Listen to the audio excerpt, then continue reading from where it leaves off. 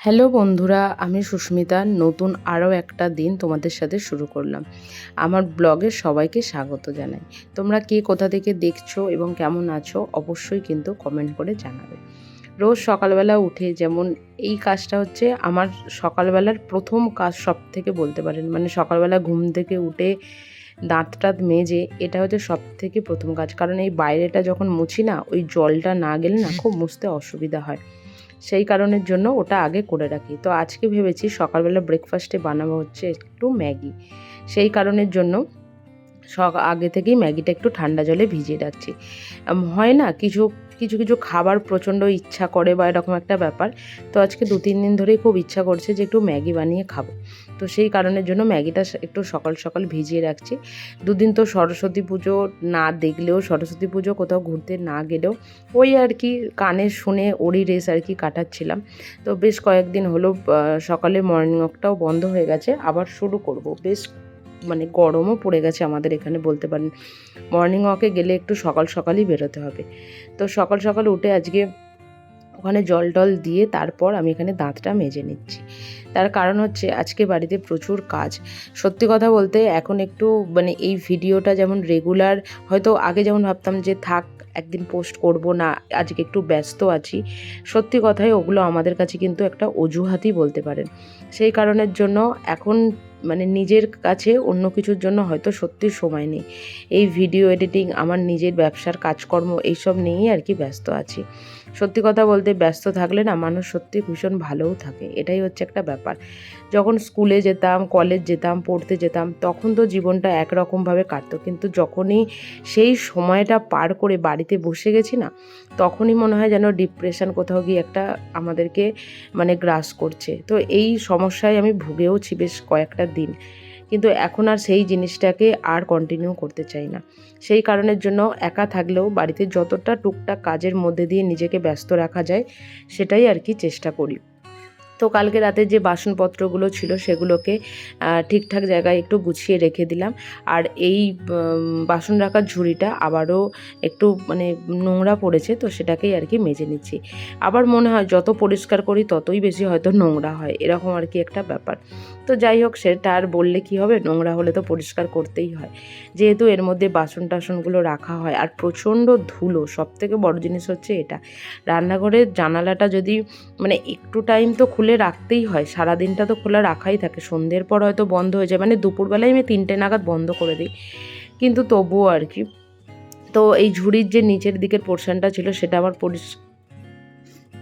এদিকটা পরিষ্কার আমি করে নিয়েছি। তো এটাও পুরোপুরিভাবে পরিষ্কার করে নিয়েছি। আসলে আজকে বাড়িতে আসবে কিছু অতিথি। অতিথি বলাটা খুব ভুল কথা, তারা আমার বাড়িরই লোক হয়ে গেছে আর কি। তো তারা আর কি বিয়ের পরে আর কি এখানে আমার বাড়িতে প্রথম আসবে, মানে আমিই নেমন্তন্ন করেছিলাম। নতুন জায়গায় এসে ওরাই আমার বাড়িতে নতুন অতিথি, যাদেরকে আমি নেমন্তন্ন করে খাওয়াবো। এই নেমন্তন্ন করে খাওয়াতে কিন্তু আমার সত্যি কথা বলতে ভীষণই ভালো লাগে। আর নেমন্তন্ন খেতে মানে খাওয়াতেও যেমন ভালো লাগে, কেউ নেমন্তন্ন করলেও সেটাও কিন্তু একটা মনের মধ্যে একটা বিশাল আনন্দ। তো এই জায়গাটা বেশ কিছুদিন আগেই পরিষ্কার করেছিলাম, মানে সেটা হচ্ছে এই বাড়িতে আসার পর প্রথম পরিষ্কার করেছিলাম। তো আজকে দেখলাম যে সেই রকমভাবে একটু ধুলো পড়েনি, কিন্তু অল্প অল্প করে যদি একটু করে রাখা যায় না, সেক্ষেত্রে জিনিসটা কিন্তু খুব ইজি হয়ে যায় কাজটা করতে আর কি। আর এখানে আমাদেরই এক বন্ধু আর কি ফোন করেছিল, ওর সাথে কথা বলতে বলতে নিজের কাজগুলোকেও আর কি সেরে নিচ্ছি। এই হেডফোনটা হয়ে গিয়ে না এখন মানুষের অনেক সুবিধা হয়ে গেছে। কিন্তু আগে মানুষকে বা এখনও কানে ফোন দিয়ে কথা বলতে হয় বা কোনো কিছু, কিন্তু একটা হেডফোন যদি এরকম থাকে না, তাহলে কাজও হয়, কথাও বলা হয়, সবই হয় আর কি। তো যাই হোক, একটু এদিক ওদিকটা পরিষ্কার করে নিচ্ছি। অল্পের মধ্যে দিয়ে করে নেওয়াটাই আমার মনে হয় খুব ভালো আর কি, তাহলে আর বেশি চাপ পড়ে না।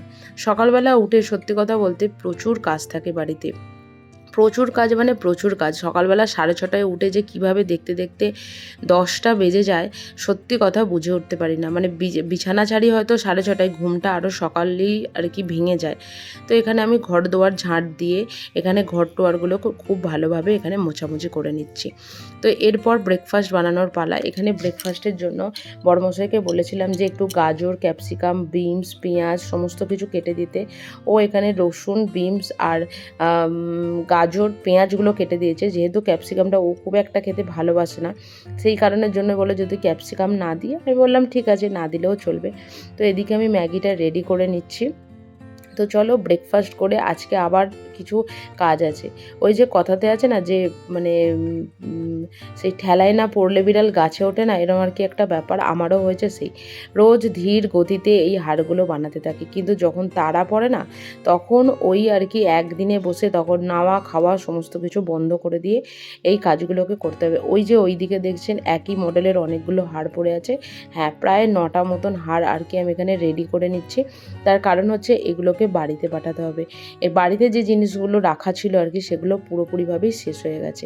কেউ যদি হ্যান্ডমেড জুয়েলারির এই ভিডিওগুলো দেখতে চাও অবশ্যই কিন্তু কমেন্ট করে জানিও, আমি তাদের জন্য কিন্তু এই হ্যান্ডমেড জুয়েলারির ভিডিও কিছু দেব। কিছু ভিডিও আমার মানে চ্যানেলে দেওয়াও রয়েছে।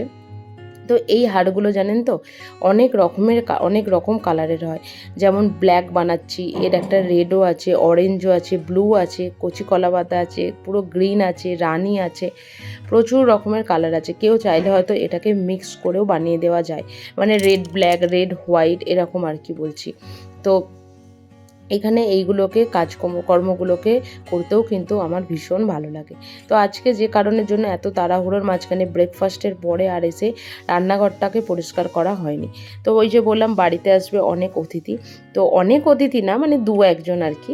তো মোটামুটি কিছুটা রান্নাবান্না আমার এগিয়ে গেছে, আর রান্নাঘরের গ্যাসটাকে একটু পরিষ্কার পরিচ্ছন্ন করে নিয়ে বাকি রান্নাগুলোও করব। তো আজকের মেনুতে কিন্তু অনেক কিছুই আছে। তো চলুন আগে মাংসটা তো রান্না করা যাক, তারপর অন্য কিছু হবে। এই মাংসটা না অনেক ধীর গতিতে না রান্না করতে হয়।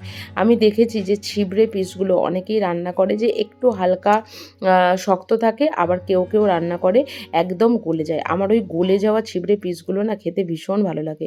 আর আমার ওই মাংসর হাড় আগে তো ভীষণ হাড়গোড় খেতে ভালো লাগতো, এখন না ওই সলিড পিসগুলো খেতে ভীষণ ভালো লাগে। আমার মতন কতজন আছো জানি না যে মাংসর সলিড পিস খেতে ভীষণ ভালোবাসো।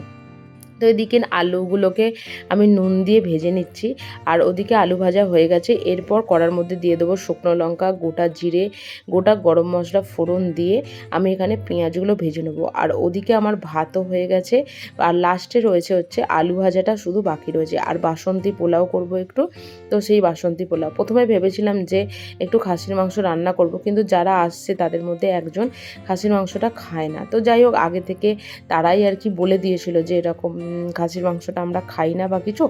তো যাই হোক বলে দিয়েছিল, তো খুব ভালোই হয়েছিল যে তাহলে আমি নাহলে করেই ফেলতাম হয়তো। এবার অতিথির জন্য করে যদি সে না খায় বা না খেতে পারে তাহলে কীরকম মনটা খারাপ হয়। তো এদিকে আমি সেই কারণের জন্য অনেক কিছু রান্নারই আয়োজন করেছিলাম।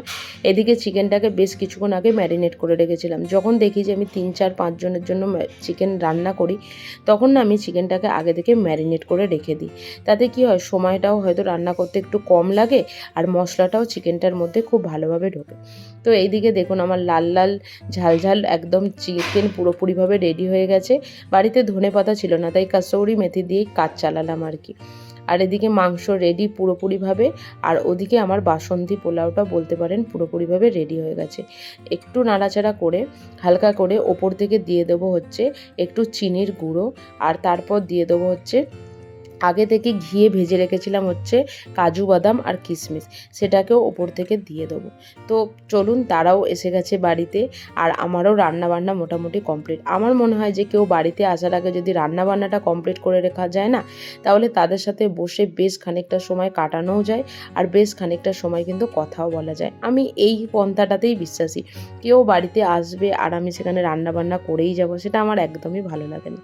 ওপর থেকে দিয়ে দিলাম হচ্ছে বেশ অল্প পরিমাণে কিছুটা ঘি আর একটু কাঁচা লঙ্কা। এই কাঁচা লঙ্কাগুলো দিয়ে যদি একটু ঢেকে রাখা যায় না, তাহলে কিন্তু খুব ভালোই হয়। মেনু কার্ডে ছিল ভাত, আলু ভাজা, বাসন্তী পোলাও, ডিমের ডেভিল, একটু ডাল, চিকেন, চাটনি, পাঁপড়, পায়েস, অনেক কিছুই ছিল। তো আমাদের এখানে তো মিষ্টিটা সেইভাবে পাওয়া যায় না, তাহলে সেটারও আয়োজন করতাম। যদিও মিষ্টি নেই বলেই হয়তো পায়েসটা আমি এখানে বানিয়েছি। তো খাওয়া দাওয়া কমপ্লিট, ওদিকে আমার বাসন মাজাও কিন্তু 50% কমপ্লিট, আর বাকি 50% এখানে আমি মেজে ধুয়ে পরিষ্কার করে নিচ্ছি। যত কাজই থাকুক না কেন এইগুলো না করে আমি শুতে পারবো না, যত ক্লান্তই থাকি না কেন। তো ব্লগটা আজকের এখানে শেষ করলাম। যদি কিছু ভালো লেগে থাকে অবশ্যই লাইক করবেন, শেয়ার করবেন।